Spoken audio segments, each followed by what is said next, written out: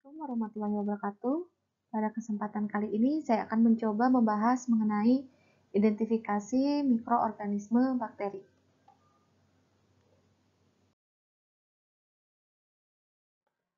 Berikut ini bisa kita lihat adalah tahapan dari identifikasi mikroba. Nah, tahapannya adalah isolasi, seleksi, dan identifikasi. Minggu lalu kita sudah membahas mengenai isolasi ya. Isolasi ini tujuannya adalah untuk memperoleh kultur murni.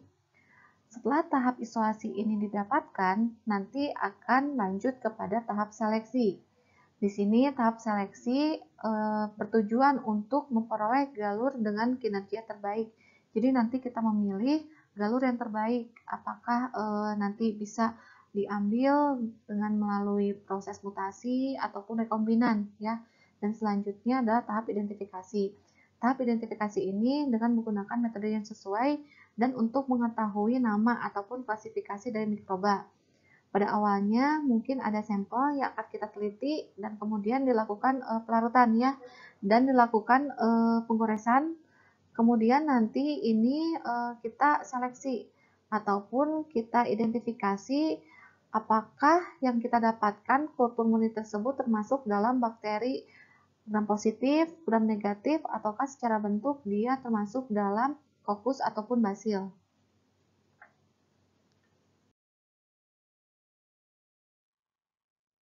Setelah diasumsikan berhasil dalam mengisolasi kultur murni, adapun langkah-langkah yang harus dilakukan. Yang pertama, untuk membuktikan bahwa yang kita dapatkan itu adalah benar kultur yang murni, yang dilihat adalah mikroba harus tampak mirip secara mikroskopis dan menunjukkan hasil pewarnaan yang sama. Kita telah mempelajari bagaimana cara melakukan pewarnaan untuk gram negatif, positif, dan lain sebagainya. Dan berikut adalah pewarnaan-pewarnaan yang dapat kita gunakan jika kita sudah mendapatkan kultur murni.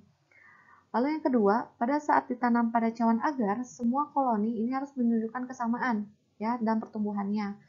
Dan kemudian hasil dari penggoresan harus seragam dan beberapa koloni isolat ini memiliki penampakan atau karakteristik yang identik. Contohnya ada beberapa koloni dia dapat memfermentasi gula yang sama. Jadi nanti dikelompokkan dan diidentifikasi masuk ke dalam jenis apa, jenis kultur yang kita dapatkan.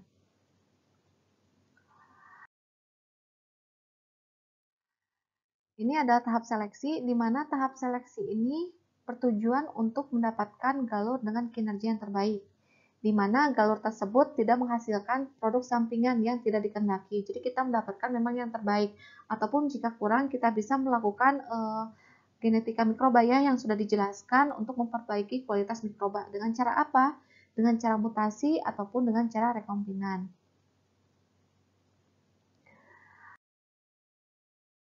Lalu untuk identifikasi itu sendiri, kita harus menemukan dan identifikasi mikroorganisme yang mungkin ada setelah kita melakukan suatu biakan.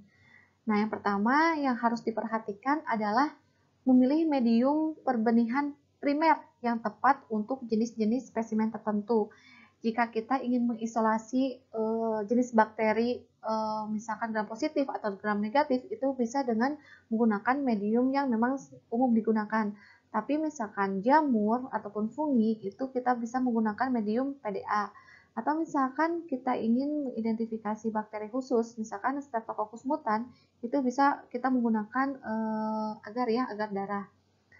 Lalu untuk menemukan dan mengidentifikasi mikroorganisme, kita perlu menentukan suhu dan lingkungan inkubasi untuk menentukan seluruh mikroorganisme yang signifikan. Dan selain itu harus menentukan isolat mana yang ditemukan pada medium primer untuk identifikasi lebih lanjut. Jadi nanti di isolat tersebut kita harus dapat mengambil yang memang untuk diidentifikasi. Jadi sebisa mungkin yang diidentifikasi itu adalah memang isolat murni, bukan isolat campuran. Dan menentukan apakah tes kerentanan antimikroba diperlukan setelah mikroorganisme diketahui. Jadi kita perlu mengetahui apakah isolat yang kita dapatkan, misalkan itu adalah gram negatif, dan mencari antibiotik yang memang dia dapat membunuh mikroba tersebut. Lalu diujikan tes apakah benar mikroba tersebut misalkan dapat terbunuh ataupun tidak dengan antimikroba yang kita gunakan.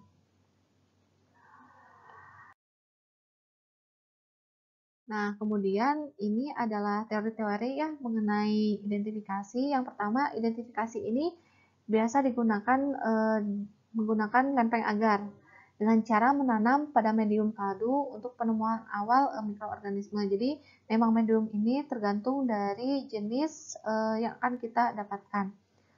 Kemudian medium pembenihan dapat bersifat selektif atau non-selektif. Jika medium non-selektif ini tidak mengandung inhibitor sehingga dapat menumbuhkan sebagian besar dari mikroorganisme.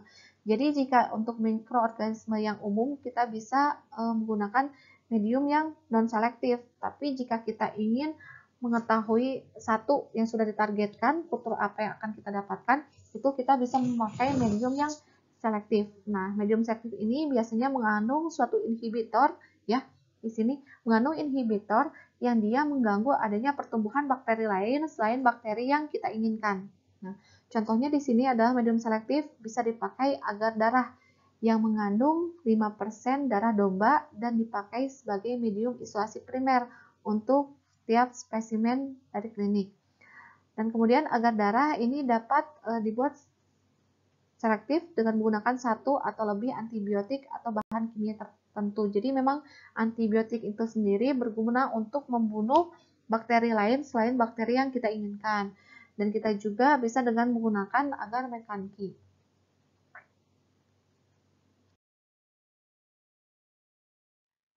Berikut adalah metode ya, metode untuk identifikasi mikroorganisme dengan menggunakan beberapa kriteria. Yang pertama, kriteria yang digunakan adalah morfologi, secara morfologi.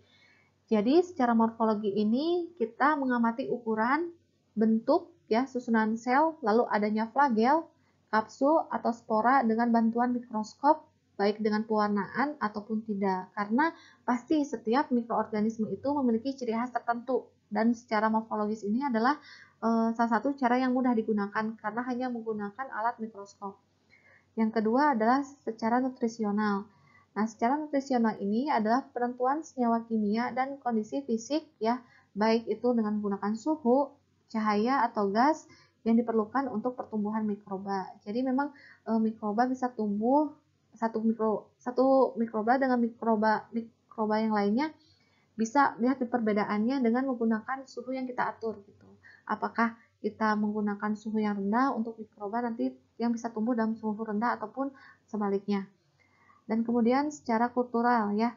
Jadi di sini penentuan tampilan pertumbuhan pada berbagai macam media, baik cair ataupun padat. Bagaimana bentuk koloni yang didapatkan dan permukaan koloni, apakah dia misalkan mengandung kapsul atau tidak, tepi koloni dan warna.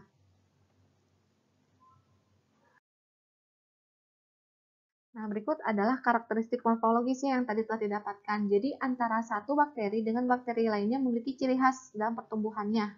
Ya, ini untuk bakteri Aspergillus, lalu ada E. coli, kemudian Streptomyces dan penicillin. Dan ini adalah bentuk serta susunan sel. Kita sudah membahas bagaimana macam-macam bentuk dari sel. Ada bentuknya kokus, kemudian basil. Nah, kemudian apakah kultur murni yang kita dapatkan itu mengandung flagel atau tidak? Nah, ini nanti bisa kita kelompokkan, akan dibahas lebih lanjut ya.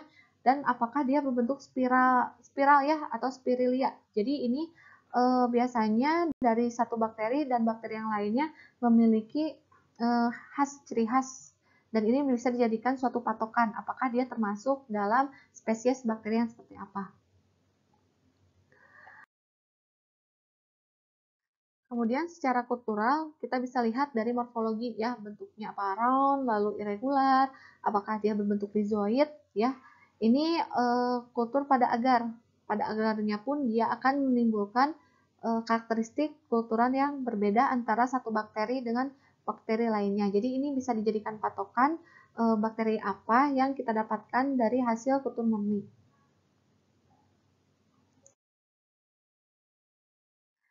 Nah, selanjutnya adalah metabolik ya.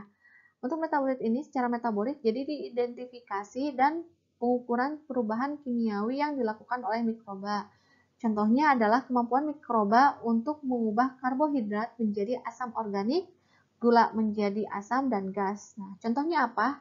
Contohnya adalah E. coli, di mana E. coli ini dia dapat memfermentasi laktosa. Ya. Sedangkan untuk Salmonella typhosa ini tidak dapat memfermentasi laktosa. Secara kimiawi, penentuan susunan kimiawi berbagai komponen sel bisa kita lihat dengan menggunakan mikroskop ya. Contohnya ada dinding sel, nukleus, dan membran. Kemudian susunan antigen ini perlu alat yang lebih canggih ya dibandingkan dengan mikroskop, di mana ini perlu adanya penelaahan sifat antigen atau antibodi yang khas. Ya, di mana antigen ini adalah substansi ataupun sel mikroba yang menstimulasi produksi antibodi saat diinjeksikan ke hewan. Ya. Jadi ini bisa dilakukan secara praklinik ya untuk susunan antigen. Dan lalu secara patogenik, dia menentukan potensi suatu mikroba untuk menimbulkan penyakit. Sama, dia juga bisa digunakan dengan hewan. Ya. Lalu yang kedelapan ini adalah secara genetik, yaitu kajian berdasarkan untaian DNA mikroba menggunakan DNA probe, dan ini lebih canggih ya alatnya. Nah, untuk di laboratorium kita menggunakan mikroskop untuk mengetahui bagaimana ciri-ciri dari morfologi setelah kita mendapatkan kutu murni dari proses isolasi. Nah, untuk interpretasi kultur ini kita lakukan selama 1-2 hari ya untuk proses inkubasinya, di mana penilaian ini kultur dilakukan dengan mengamati berbagai macam. Yang pertama bisa dengan karakteristik koloni, jumlah relatif tiap jenis koloni yang ditemukan di medium agar. Jadi nanti lihat dari koloni yang tumbuh dalam medium agar. Kemudian menentukan kemurnian, reaksi gram, dan morfologi kuman pada tiap jenis koloni. Di sini bisa kita menggunakan pewarnaan gram negatif ataupun pewarnaan gram positif. Dan ketiga adalah melihat perubahan yang terjadi di medium sekitar koloni. Nanti kita bisa menggunakan berbagai media, apakah dia termasuk dalam alfa ataupun beta yang menggunakan koloninya. Nah, ini ada karakteristik koloni yang bisa kita gunakan ya secara ukuran. Untuk mikroba ataupun bakteri, kita biasanya menggunakan skala ukur milimeter. Dan untuk bentuknya, ya kita bisa lihat ada yang bentuknya titik-titik, melingkar, berfilamen, irregular, rhizoid. Yang tadi gambar tersebut bisa dijadikan sebagai suatu acuan. Ya, lalu ada peninggian koloni.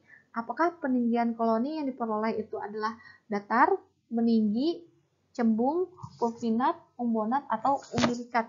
Nah, selanjutnya ada tepi koloni. Apakah tepi koloni itu rata, berundulasi, lobat, dan eros? Warna pun bisa digunakan sebagai karakteristik koloni. Selain warna, permukaan, kepadatan, konsistensi juga bisa digunakan sebagai suatu acuan untuk karakteristik koloni.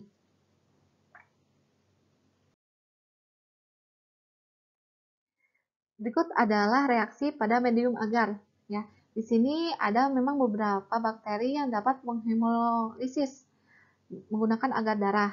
Nah, disebut hemolisis alfa apabila ia menghemolisis sebagian darah di sekitar koloni dengan pewarnaan kehijauan pada medium. Dan untuk beta, ia hemolisis darah lengkap di sekitar koloni, daerah di sekitar terlihat terang. Untuk gamma, tidak terjadi perubahan ya di medium sekitar koloni. Dan untuk alfa primer ini di sekitar koloni ada daerah lisis sebagian dan di tepinya ada zona kedua di mana terjadi hemolisis lengkap. Nah, ini bisa menjadi acuan ya apakah dia termasuk dalam bakteri jenis apa setelah kita dilakukan proses isolasi.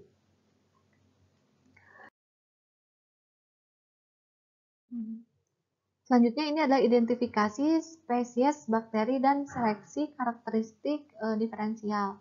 Jadi identifikasi awal bakteri ini dapat dilakukan dengan mengamati karakteristik koloni dan melihat morfologi serta pewarnaan pada gram. Karena memang itu yang secara umumnya ketika kita mendapatkan kutu murni. Kemudian untuk identifikasi pada tingkat genus dan spesies biasanya memerlukan bermacam-macam tes untuk menentukan sistem enzim ya, nanti juga akan dibahas apa saja tes yang dilakukan agar kita mendapatkan suatu genus dan spesies yang kita inginkan. Nah, biasanya sistem enzim ini dideteksi dengan cara menanam sejumlah kecil koloni bakteri yang sudah terisolasi ke dalam suatu seri medium kultur. Dan medium kultur ini biasanya mengandung bahan-bahan yang spesifik.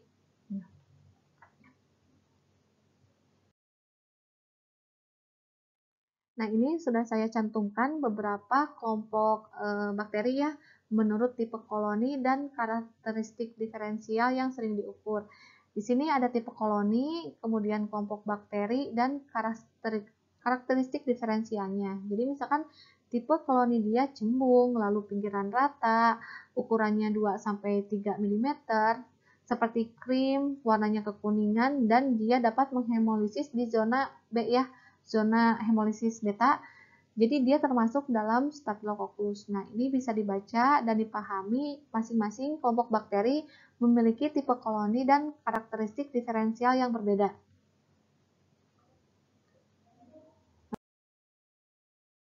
Kemudian ini ada Proteus, Pseudomonas, Neisseria, dan Haemophilus ya. Ini memiliki karakteristik diferensial yang berbeda satu dengan yang lainnya.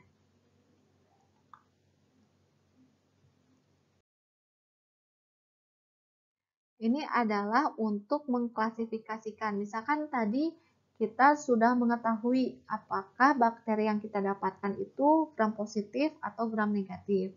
Nah, ibaratnya kita sudah mengetahui, misal dari isolasi didapatkan bahwa bakteri kita adalah bakteri gram positif. Nah, contohnya di sini adalah bakteri aerob ya, di mana bakteri aerob ini adalah bakteri yang membutuhkan oksigen. Nah, di bakteri aerob gram positif, misalkan kita dalam secara morfologi ya, melihat dari mikroskop bentuknya. Kita dapatkan misalkan ia bentuk kokus ataupun bentuk basil. Jika dalam bentuk kokus, kita bisa dikatalase ya menggunakan suatu enzim. Apabila dia negatif, maka dia termasuk dalam bakteri yang Streptococcus.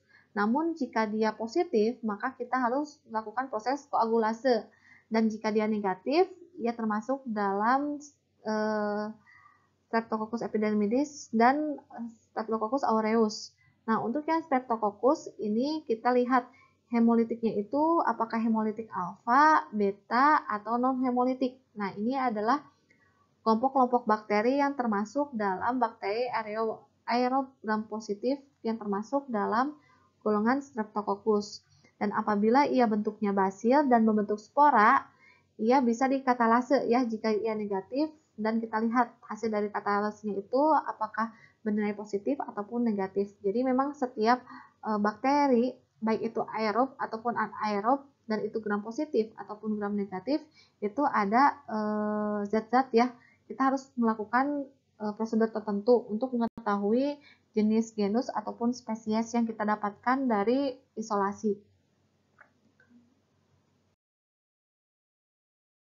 Nah, ini adalah ciri-ciri khas untuk membedakan antara batang gram positif ya, dari organisme, kemudian gram dan biakannya serta pemeriksaan secara biokimiawinya. Nah, ini untuk mengetahui sampai tahap spesies ya, untuk ciri-ciri khas yang membedakan antara batang gram positif.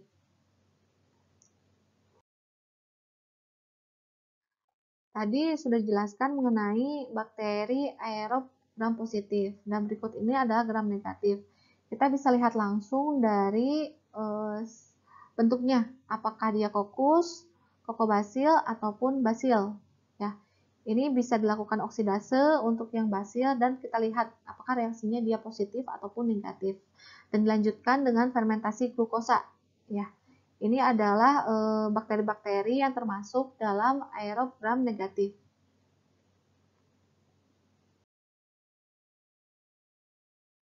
Nah, kemudian ini adalah tes-tes yang biasa dilakukan untuk mengetahui karakteristik dari metabolik Enterobacter ya, dengan menggunakan karbohidrat, lalu ada NPG, lalu produksi indol, metiret. Nah, ini semuanya bisa kita gunakan ya. Biasanya karakteristik dari metabolik Enterobacter ini memiliki hasil yang berbeda.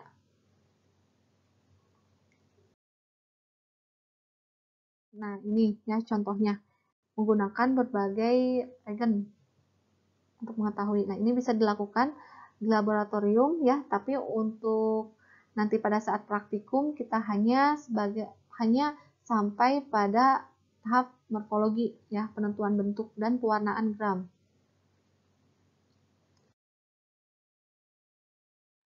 Lalu ini adalah vibrio yang penting dalam bidang kedokteran, ya.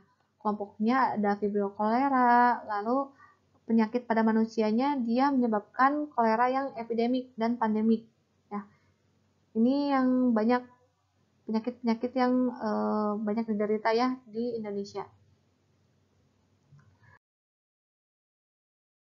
Nah, kemudian ini adalah ciri khas untuk membedakan antara vibrio, lalu legionella dan gardnerella. Di mana ini organisme yang membedakan kita bisa lihat dengan pewarnaan gram, dengan biakan dan uji biokimiawi. Jadi memang uji ini adalah uji yang memiliki ciri khas tertentu jika nanti kita menggunakan untuk kultur murni yang kita dapatkan dari proses isolasi.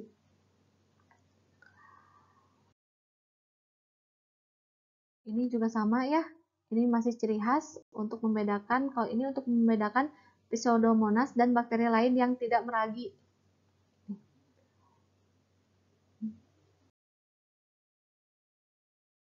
Ini untuk membedakan antara Coccus gram negatif dengan Coccobacil.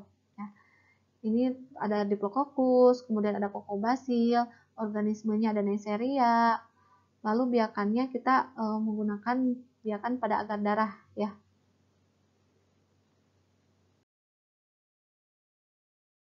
Ini untuk membedakan antara Coccobacil pada gram negatif. Tetap, ya, uji biokimiawi dilakukan untuk mengetahui hasil dari ciri khas masing-masing bakteri. Ini untuk membedakan antara Coccobacil gram negatif.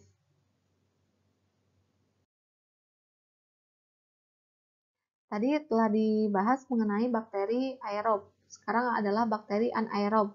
Jika didapatkan bentuk Coccus ataupun Bacil, dilanjutkan dengan proses pewarnaan.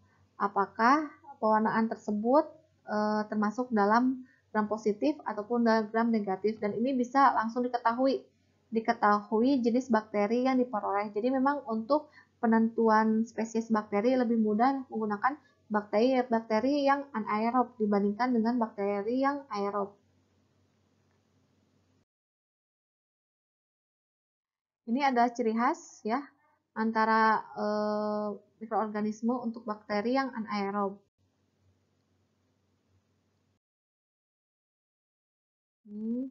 Kemudian berdasarkan suhu, pigmen yang dihasilkan, juga ini dia bersifat khas antara bakteri satu dengan bakteri yang lainnya. Nanti ini bisa dipelajari.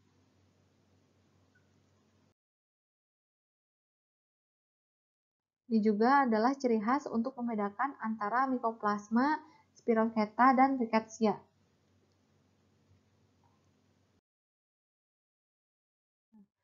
Nah, setelah kita mendapatkan seperti ini telah dibahas, ya, sedikit di isolasi, tapi kita akan mengulang kembali.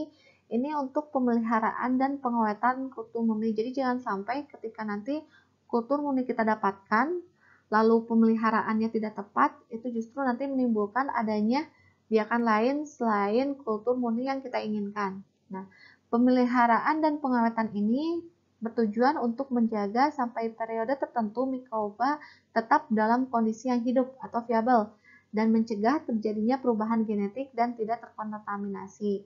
Nah, caranya seperti apa? Yang pertama bisa kita lakukan adalah dengan pemindahan secara periodik. Jadi, kultur mikroba secara periodik dipindahkan ke media baru atau segar. Contohnya yang kita gunakan adalah media agar miring. Dan komposisi media serta suhu dan interval waktu pemindahan harus tepat dan disimpan pada suhu dingin, yaitu 5 derajat Celcius. Ya, memang metode ini mudah dan murah, tapi sayangnya tidak cocok untuk penyimpanan yang jangka panjang, di mana bakteri biasanya hanya bertahan 2-3 minggu dan untuk fungi 3-4 minggu. Yang kedua, bisa dilakukan dengan pelapisan kultur dengan minyak mineral. Nah, jadi permukaan agar miring atau media cair ini dilapisi dengan minyak mineral steril atau parafin. Keuntungannya dapat memindahkan sebagian mikroba di bawah permukaan minyak mineral dengan jarum ose Lalu diinokulasi ke media segar dengan tetap mempertahankan tutur awal. Lalu lapisan parafin menjadikan kondisi anaerob dan mencegah pengeringan medium. Nah, ini biasanya untuk mikroba dorman dapat bertahun-tahun ya pengawetannya. Kalau yang tadi kekurangannya memang hanya 2-4 minggu. Sedangkan untuk yang pelapisan dengan minyak mineral ini bisa sampai bertahun.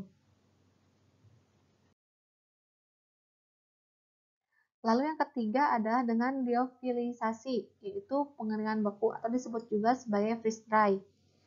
Sel mikroba dikering bekukan dan aktivitas metabolisme stop, ya dorman. Ini efektif untuk bakteri dan agar tetap hidup dan tidak berubah selama bertahun-tahun. Caranya adalah media berisi senyawa pelindung atau stabil, contohnya susu, serum, bisa menggunakan natrium glutamat. Lalu suspensi mikroba 0,2 mili ditempatkan pada ampul dan perendaman dalam es kering ditambah dengan alkohol pada minus 78 derajat Celcius dan ditunggu sampai beku. Lalu ampul dihubungkan dengan kondensor dan pompa vakum dan kemudian dikeringkan atau disebut dengan peristiwa sublimasi. Ampul ditutup dengan melelehkan ampul kaca tersebut dalam keadaan vakum dan ini disimpan pada suhu 4 derajat Celcius. Ini juga cocok untuk penyimpanan dalam jangka panjang ya, tahunan. Sama seperti tadi untuk lapisan minyak mineral. Yang keempat adalah penyimpanan pada suhu yang sangat rendah, di mana yang digunakan di sini adalah nitrogen cair. Ya, sel dibekukan dengan diberi bahan pelindung beku yaitu gliserol atau dimetil sulfoksida untuk mencegah pembentukan kristal es dan meningkatkan ketahanan hidup dari sel mikroba. Contoh beku disimpan dalam lemari pendingin atau nitrogen cair.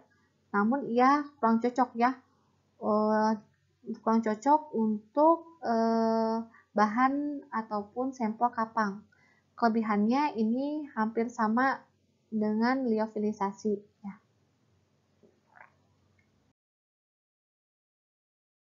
Yang kelima adalah penyimpanan pada tanah steril. Ini diterapkan untuk penyimpanan spora bakteri, Actinomyces, dan kapang. Suspensi 5 mili dimasukkan ke dalam tabung reaksi yang berisi 5 gram bubuk tanah steril, di mana ini merupakan campuran pasir halus dan tanah liat dengan perbandingan 1:1. Kemudian dibiarkan pada suhu kamar selama 10 hari sampai kering dan disimpan pada lemari es.